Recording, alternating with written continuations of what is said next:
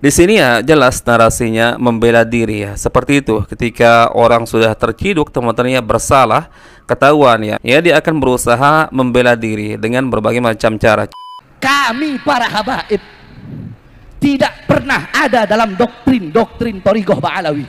Oh, Habib itu pasti masuk surga. Tidak ada. Saya sampaikan jauh sebelum ada isu nasab. Kalian lihat ceramah saya di Palembang. Kalian lihat ceramah saya di almarhum Habib Muhammad Bulu. Bagaimana ketika saya ceramah, saya bilang, ente para habaib mau sombong sama kayak ente orang. Ajdaduna minas solihin, wanahna minal fasikin, wanahna minal mujrimin, ajdaduna minal ulama. Ngelihat untuk jenazah tuh, pengen dibungkus, pengen ditutupkan kafannya.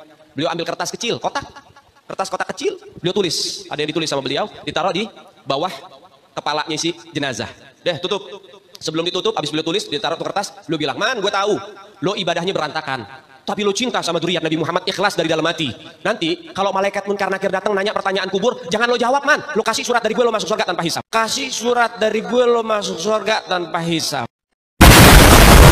Assalamualaikum warahmatullahi wabarakatuh. Bertemu lagi di channel Nasrul Sunnah. Kita akan simak teman-teman sama-sama ceramah dari Bahar Smith. Biasalah dengan gaya ngamuk-ngamuknya teman-teman.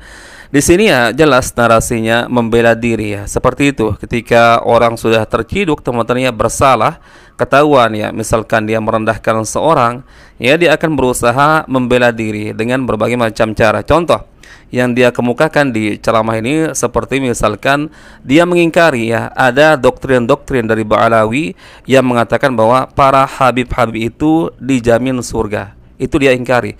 Padahal teman-teman ya, banyak di antara habib-habib yang lain yang bercerita seperti itu. Contoh ya, Habib Hasan Muhdar itu pernah bercerita karamah seorang wali yang pernah diizinkan katanya masuk surga. Bayangkan, diizinkan katanya masuk surga. Sampai ketika dia keluar kembali lagi ke dunia, ini aneh teman-teman ya. Sudah masuk, diizinkan katanya masuk surga, pulang lagi ke dunia, sampai katanya ada bekas pasir di kakinya. Kemudian si Ali Jinnah itu kan pernah bercerita juga kisah si Maman tukang kacang. Katanya yang ahli maksiat ya, nggak pernah sholat ya, nggak pernah ibadah yang lain. Ketika dia meninggal teman-teman, sebelum dia dikuburkan, datang salah seorang habib ya, menulis sebuah surat di salah satu kertas, kemudian ditaruhkan surat tersebut di bawah kepalanya si Maman ya, si mayit.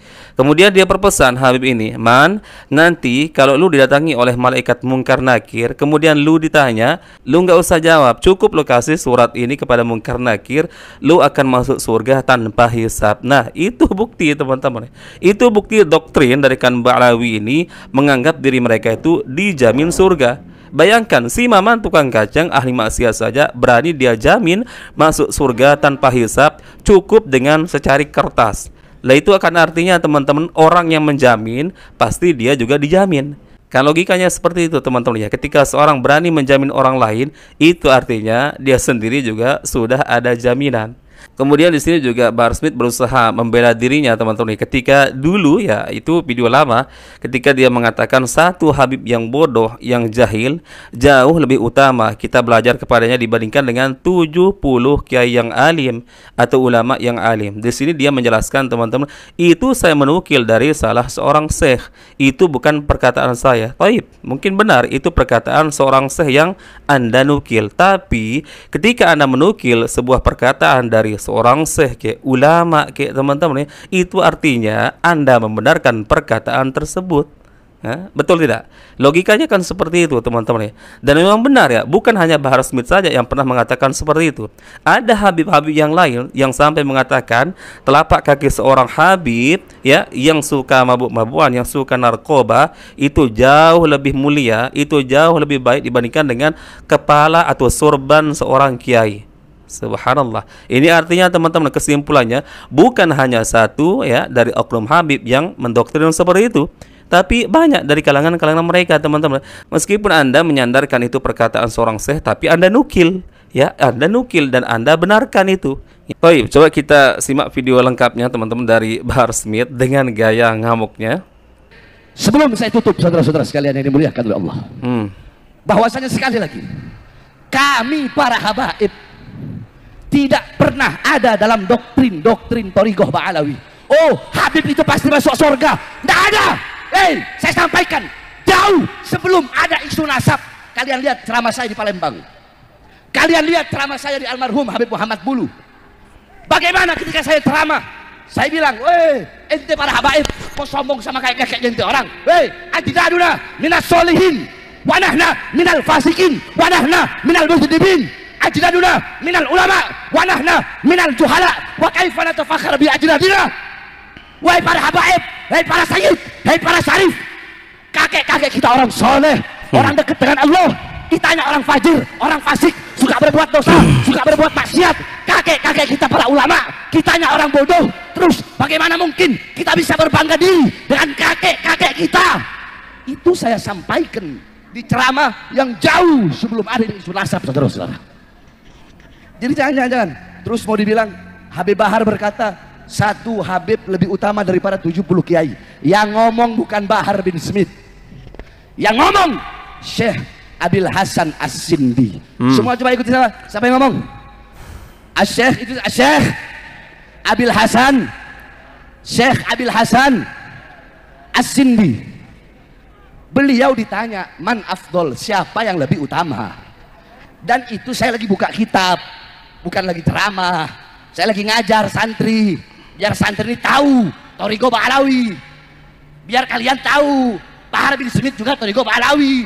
Ente hataman Bukhari, Bahar bin Smith juga hataman Bukhari.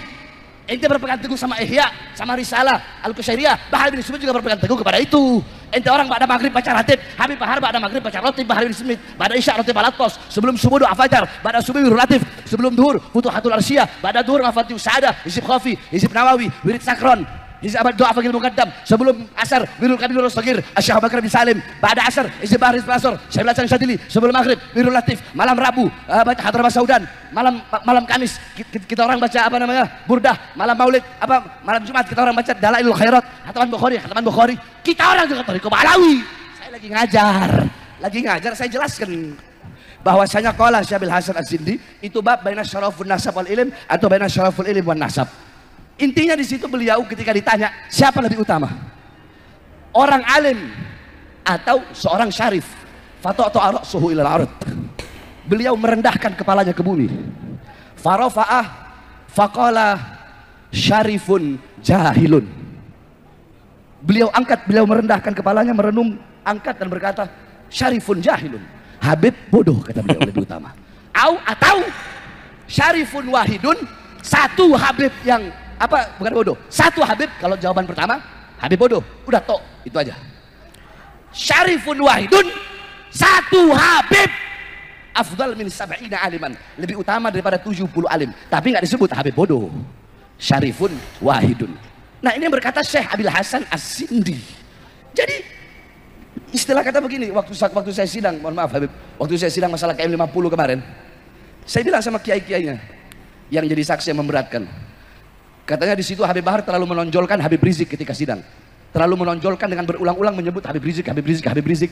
Saya bilang, ketika saya minum air putih, ketika saya minum air putih, terus ada air zam-zam, saya minum air putih. Apa dengan saya minum air putih itu bisa merendahkan air zam-zam yang nggak saya minum?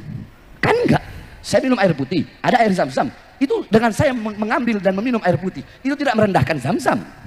Saya mazhab Syafi'i. Apakah dengan saya mengambil mazhab Syafi'i, terus yang Maliki, yang Hanafi harus saya rendahkan? Enggak begitu pola berpikirnya, saudara-saudara.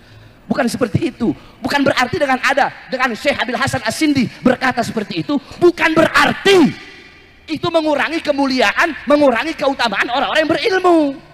Saya punya guru, banyak para kiai, banyak para ustadz, saya cium tangan bolak-balik sama mereka. Ini yang ingin saya luruskan, saudara-saudara. Jadi stop, jangan mau diadu domba. Sebagaimana yang imam besar telah sampaikan, stop, jangan mudah diadu domba. Sebenarnya saya sudah bilang kan berkali-kali, saya sudah malas mau ngomongin masalah begini. Tapi ya perlu saya luruskan. Kalau yang ngomong bukan saya lagi ngajar baca kitab, dan yang ngomong adalah Syekh Abil Hasan As-Sindi. Itu pun adalah lanjutannya. Ulama lain ditanya tentang itu. Tapi saya tidak mau terlalu banyak membahas tentang itu. Intinya saudara-saudara sekalian, bahasanya katanya jangan mengadu domba. Itu terus diulang teman-teman. Padahal asal muasalnya ya mengadu domba ya mereka. dengan statement-statement yang mengatakan satu Habib bodoh jauh lebih mulia, jauh lebih afdol, lebih utama dibandingkan dengan 70 orang yang alim. Ya ini adu domba namanya. Meskipun sekali lagi saya katakan teman-teman ya, ketika Bahar Smith membela diri dengan mengatakan bahwa itu bukan perkataan murni saya, melainkan saya ya menukil perkataan seorang syekh ya, Abil Hasan As-Sindi kalau tidak salah namanya teman-teman.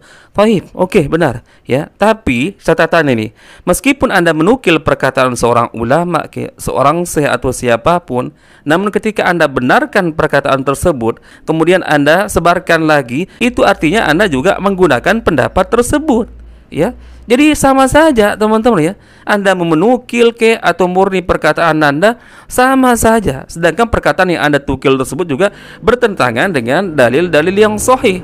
Ini narasinya seolah-olah mengatakan bahwa meskipun Habib yang bodoh, Habib yang jahil, tetap ya dia lebih mulia di sisi Allah Azza wa Jalla dibandingkan dengan orang yang alim, orang yang berilmu. Karena apa? Alasannya karena nasab ya.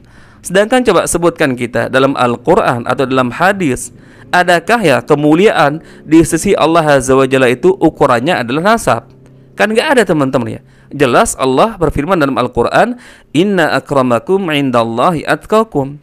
Sesungguhnya yang paling mulia di sisi Allah Azza wa Jalla adalah orang-orang yang bertakwa. Orang-orang yang bertakwa tentu ukurannya adalah amalan solehnya.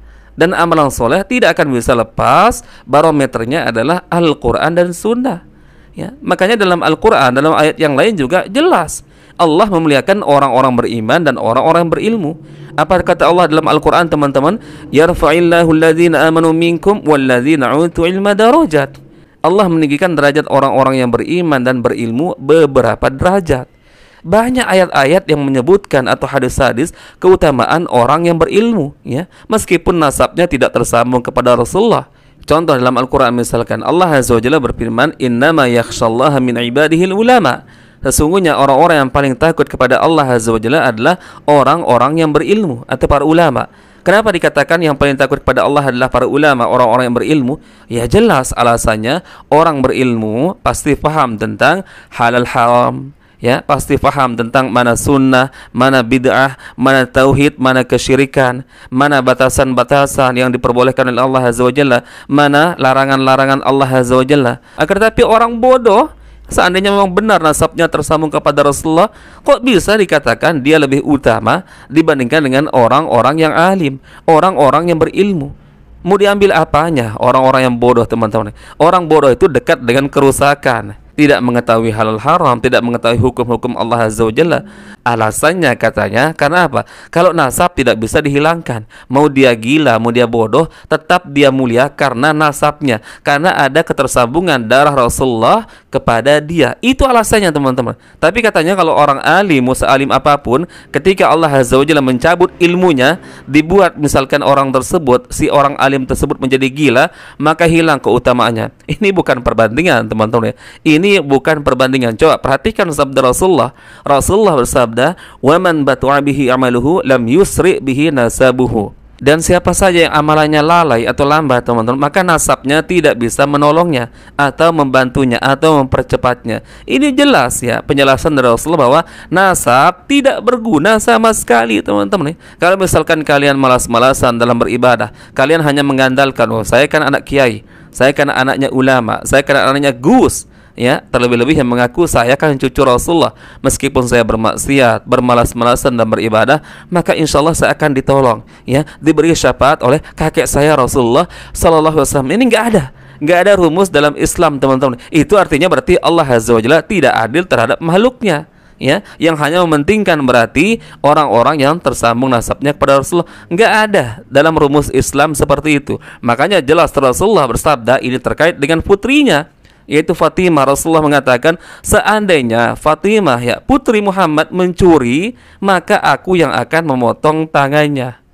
Ini jelas keadilan dari Rasulullah Sallallahu Alaihi Wasallam. Tidak pandanglah mau cucunya ke, mau anaknya ke, teman-teman, mau siapapun. Lebih-lebih ini orang yang jaraknya 1400 tahun dengan Rasulullah, yang mengaku-ngaku sebagai cucu Nabi, keturunan Nabi, mau berbuat sesuka hatinya, lalu berharap syafaat dari Rasulullah Sallallahu Alaihi Wasallam. Nah itu Fatimah saja Kalau dia berbuat kesalahan, tidak bisa dibela oleh Rasulullah SAW di hadapan Allah Azza wa Jalla. Bahkan Rasulullah yang akan memberikan hukuman ya kepada Fatimah.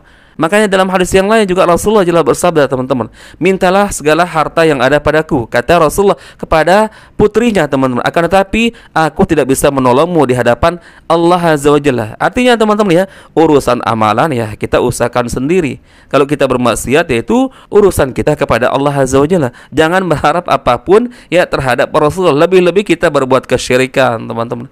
Ya, berbuat kebid'ahan, teman-teman. Ini astagfirullah, teman-teman. Ini orang-orang yang mengandalkan nasab, teman-teman. Makanya kita nggak heran ya, lihat terkadang, mohon maaf ya, perbuatannya itu banyak menyimpang dari ajaran Allah Azza wa Jalla, menyimpang dari sunnah Nabi Sallallahu Alaihi Wasallam. Padahal sebenarnya mereka yang mengaku-ngaku sebagai keturunan Nabi harusnya kan paling terdepan membela sunnah Nabi Sallallahu Alaihi Wasallam. Akan tetapi justru terbalik 180 derajat, teman-teman. Yang banyak berdongeng-dongeng ria, bercerita halu, bercerita khurafat, merendahkan Rasulullah, berdusta atas nama Rasulullah Sallallahu Alaihi Wasallam. Siapa ya? Kebanyakan dari kalangan mereka. Contohnya seperti mereka sering mengaku berjumpa dengan Rasulullah dalam kondisi terjaga. Itu kan dusta atas nama Rasulullah, teman-teman ya. Nah itu yang aneh, teman-teman ya. Mengaku nasabnya tersambung kepada Rasulullah, berbangga-bangga ya, mengaku dirinya cucu Nabi, tapi justru banyak membuat kedustaan atas nama Nabi.